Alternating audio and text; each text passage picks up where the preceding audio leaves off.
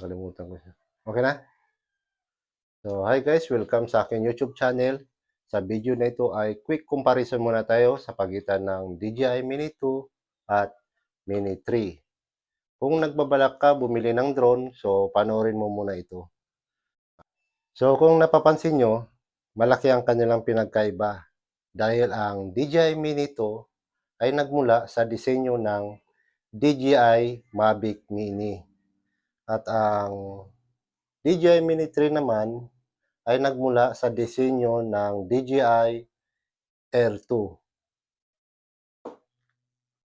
So, ngayon naman ay pag-usapan natin ang kanilang spec. Ang spec ng DJI Mini 2 at Mini 3, kung ano ang kanilang pinagkaiba. So, umpisa muna tayo sa DJI Mini 2. Ang DJI Mini 2 ay mayroong timbang ng 249 grams pagkasama yung kanyang battery.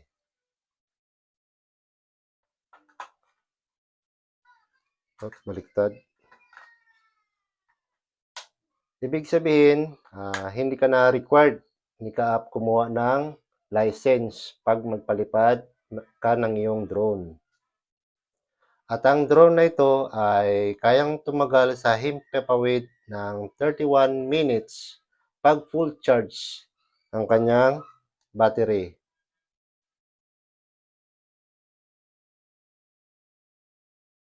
At ang kanyang camera ay mayroong 2.3 sensor na kayang mag-produce ng 4K HD video na sulit para sa ganitong maliit na drone. At meron siyang 3-axis gimbal, ibig sabihin kahit malakas ang hangin, matagtag, maganda pa rin kuha ng video. At meron rin siyang pinakabagong OcuSync technology transmission na kayang magbigay ng signal hanggang 10 kilometers. Next, ang DJI Mini 3. Ang DJI Mini 3 ay mayroong timbang ng 249 grams pagkasama ang kanyang battery. Ibig sabihin, hindi ka na ni-required ni Kaap kumuha ng license pag magpalipad ka ng iyong drone. At ang drone na ito mayroong dalawang klase na battery. Una, ang standard battery na kayang tumagal ng 31 minutes sa himpapawid. Pangalawa naman ang flash battery.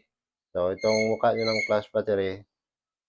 So, kayang tumagal sa himpapawid ng 51 minutes. Itong drone na ito ang may pinakamatagal na flight time sa lahat ng drone.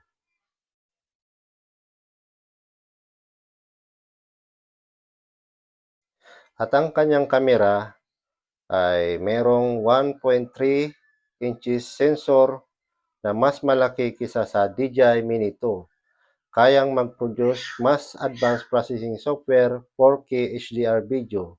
At meron siyang vertical camera, yan, para sa mga mahilig mag-upload sa Reels at sa short video sa YouTube.